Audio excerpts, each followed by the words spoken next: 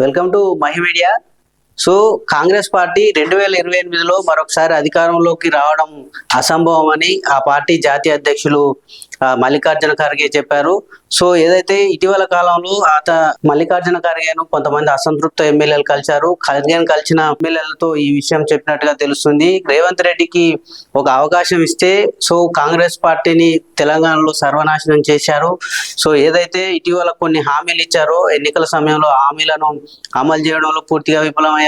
అదేవిధంగా బీసీ నినాదం తీసుకొని సో ఆ బీసీ నినాదం వల్ల కాంగ్రెస్ పార్టీ పూర్తిగా డ్యామేజ్ అయిపోయిన పరిస్థితి అయితే కనబడుతుందని మల్లికార్జున ఖర్గే చెప్పారు.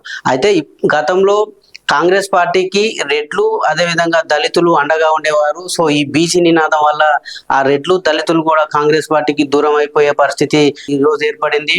అదేవిధంగా ఈ బీసీ నినాదంలోకి జాతీయ నాయకత్వాన్ని అదేవిధంగా రాహుల్ గాంధీ పేరును లాగడంతో రాహుల్ గాంధీ ఇమేజ్ కూడా పెద్ద ఎత్తున డ్యామేజ్ అయిపోయిన పరిస్థితి కనపడుతుంది. ఎందుకంటే ఇటీవల కాలంలో కాంగ్రెస్ పార్టీ బీసీ రిజర్వేషన్ల మీద కొన్ని చట్టాలు చేసింది. ఆ చట్టాలు కేంద్రం వద్ద పెండింగ్ లో ఉన్నాయి. అదేవిధంగా జీవోలు తీసుకొచ్చింది. ఆ జీవోలు కూడా కోర్టులు సస్పెండ్ చేశాయి. ఇదంతా మనకు తెలిసిన విషయమే. సో ఏదైతే కాంగ్రెస్ పార్టీ బీసీ నినాదం ముందుకు తీసుకుపోవడంలో పూర్తిగా విఫలమైందని అయితే అటు జాతీయ నాయకత్వం భావిస్తూ వస్తుంది. దీని అంతటి కారణం రేవంత్ రెడ్డి ప్రధాన కారకుడు అని అయితే మల్లికార్జున ఖర్గే చెప్పినట్టుగా తెలుస్తుంది. సో ఈ అన్ని సంచలన విషయాలను సౌత్ పోస్ట్ రిపోర్టర్ తన యొక్క వ్యాసంలో రాసుకొచ్చారు. ఏదైతే ఇటీవల కాలంలో దాదాపు 2023 ఎలక్షన్ ముందు పెద్ద ఎత్తున హామీలు ఇచ్చారు. ఆ హామీలలో సగానికి సగం కూడా అమలు చేయని పరిస్థితి అయితే తెలంగాణలో నెలకొంది. అది కూడా ఈ వ్యతిరేకతకు పెద్ద ఎత్తున కారణం అని అయితే తెలుస్తూ ఉంది.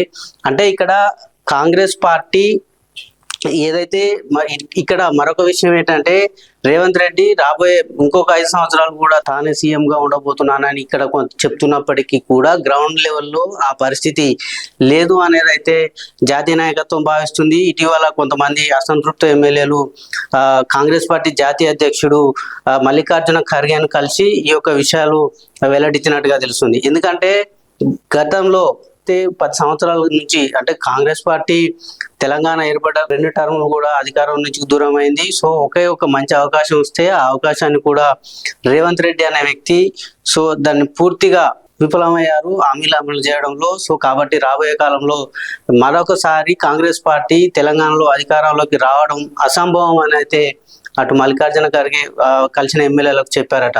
సో చూడాలి మరి నిజంగా అంటే వాస్తవానికి గ్రౌండ్ లెవెల్లో కూడా పరిస్థితులు కొంత మేరకు అలానే ఉన్నాయి.